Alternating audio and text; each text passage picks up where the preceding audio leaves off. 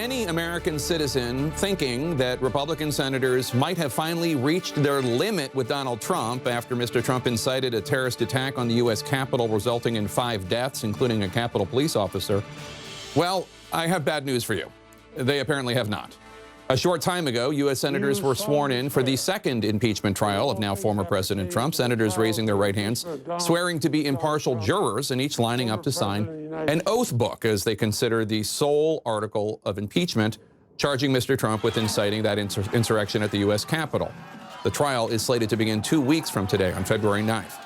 Moments after all the senators took their oaths, Republican Senator Rand Paul of Kentucky raised a point of order to question whether it is unconstitutional to try an ex-president. Senate Minority Leader Mitch McConnell voted in favor of Paul's motion, though it did ultimately fail, with 5 Republicans, only 5, joining Democrats to move forward with the trial. So the vote was 55 in favor of proceeding with the trial, 45 opposed, saying it's unconstitutional. Now, the nonpartisan Congressional Research Service says that, quote, most scholars who have closely examined the question have concluded that Congress has authority to extend the impeachment process to officials who are no longer in office, unquote.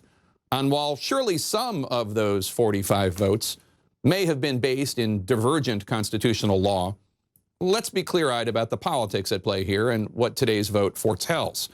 To convict Donald Trump, Democrats will need to win over 17 Republicans. Rand Paul says today's vote showed that conviction is dead on arrival. Joining me now is CNN congressional correspondent Ryan Nobles. Ryan, walk us through what happened on the Senate floor today and what this procedural vote actually means. Well, Jake, the trial itself is not expected to begin here in earnest on Capitol Hill of the former president for about 2 weeks, but we learned a lot about the thinking of those senators who are going to serve as jurors in this trial of former President Trump. This test vote, which is essentially what it was, that was brought up by Senator Rand Paul, asked the question, do you believe that this impeachment trial is constitutional? And as you very rightly point out, 45 Republican senators said that they agreed with Rand Paul, that this is not a question that should be brought in front of the senators, essentially because President Trump is no longer the president. Now, even though that motion failed and it was tabled by Democrats effectively and not moved forward, it does tell us a lot about the thinking of these Republican senators. And it's important to point out that it will require 17 of those Republican senators to cross over party lines and vote to convict President Trump in order for him to be convicted. So we learned today that even though there were a lot of Republicans that were very concerned about what happened on the day of the Capitol insurrection on January 6th, and many of them who specifically blamed President Trump for his role in all of it, it seems very clear, at least from this vote today, that there is not enough of them that want to see him essentially called for his actions and convicted here through this impeachment process. Jake? Ryan, one of the things we haven't heard a lot of is, if not conviction, then what consequences do these 45 Republicans believe should happen? What have you heard from Republicans today after today's proceedings? You raise a great point, Jake, and we've been asking Republicans that because what's interesting about the position that many of them have taken in the wake of this vote is that they're not actually talking about the merits of the impeachment trial itself. They're not talking about the president's role on that day on January 6th. And instead, they're talking about the process, that this is unconstitutional because he is no longer sitting in office. Now, we've asked what other option is there to hold the president accountable? Could they do something along the lines of censuring President Trump? I spoke to Senator Bill Cassidy of Louisiana, who's now come out and said that he believes the impeachment trial is unconstitutional. He told me censoring is an option, but he's not sure exactly where the rest of the conference sits. So at this point, Jake, that question has not even been presented to the senators at this point. The impeachment trial is right now the only option for holding President Trump accountable. We'll have to see after this is all said and done if they take that next step or if they, like many seem to want to do, put this all in the rearview mirror. Jake? All right, Ryan, thank you so much. Joining us now to discuss Illinois Democratic Senator Tammy Duckworth. Senator, thanks for joining us. So your colleague Rand Paul forced this vote today, questioning the constitutionality of this trial. His motion died. You voted to kill it. Explain why you think this trial is constitutional. Well, if you look to our history, Jake, every official who has been barred from holding future office was out of office. And so we have historical precedents that shows that it is constitutional to have a trial that will bar somebody from holding office in the future, because we've done it in our nation's past. So it's clear that it is constitutional. Rand Paul says that this vote suggests that impeachment is dead on arrival. I mean, mathematically, that seems correct, don't you think? Well, it looks that way, but I will tell you that we have not yet, looked at the evidence. I mean, we all lived through it. I'm sitting here in one of my offices here. I still have plywood on the window. There used to be a window there. I still have broken glass on my floor. My door behind me still has marks from where they were trying to batter it down with whatever device they use as a battering ram.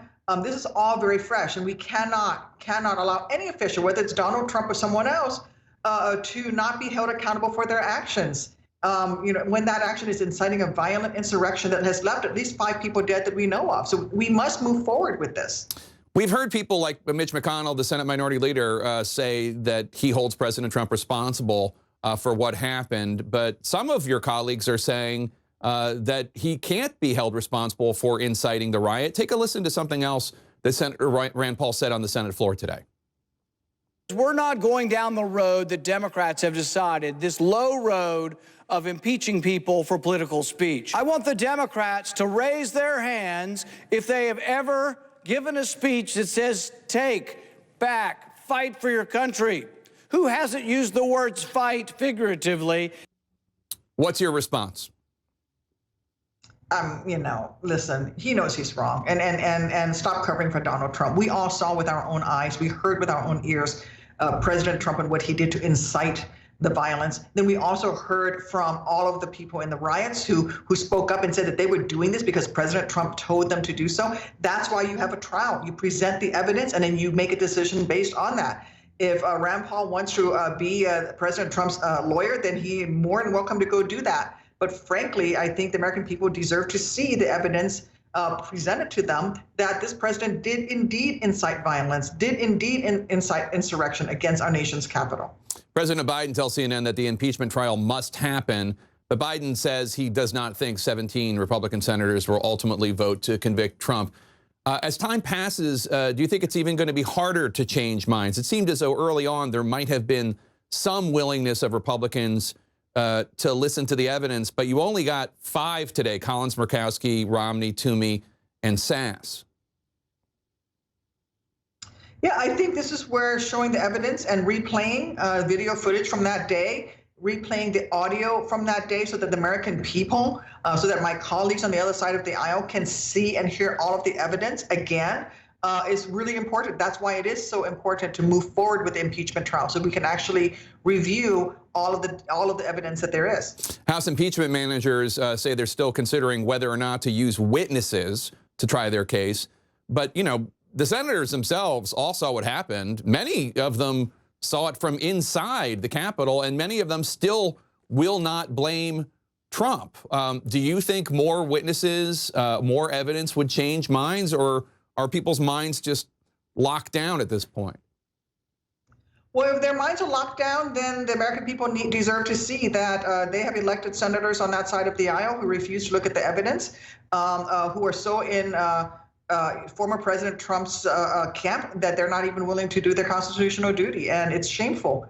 As I said, I am sitting in an office where there is still broken glass on the floor, where there is still a plywood boarded my window up right here, where my door has marks from a battering ram of some sort that they use to try to force that door open. I can show them the evidence myself.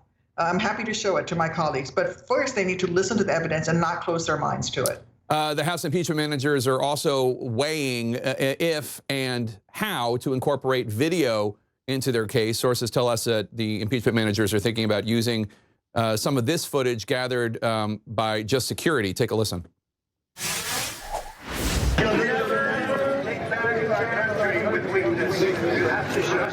Yes. Invade the Capitol building. Let's take the Capitol. Take the Capitol. Take the Capitol. Take the Capitol. Take the Capitol right now. Just to be clear, because I don't know if you even saw that as opposed to just heard it, you hear President Trump in that clip saying, "You'll never take back our country with weakness. You have to show strength." And then you hear people in the crowd saying, invade the Capitol building, take the Capitol, take it, take the Capitol, take the Capitol right now. What's your response? Well, my response is you take that video and then you take and you look into the fact that the president did not try to stop or tell the insurrectionists to cease their attack on the Capitol until well after the attack was well underway, and even then was a half-hearted statement. It's clear that the insurrectionists were doing exactly what the president wanted. He wasn't, I mean, once he saw what was happening, he still didn't come out and ask them to stop and go home, not for a long time. And even then, it was a half-hearted attempt. So it's very clear that they were carrying out exactly his wishes. Thank you so much, Senator Tammy Duckworth, Democrat of Illinois. Always good to see you. Thanks for joining us.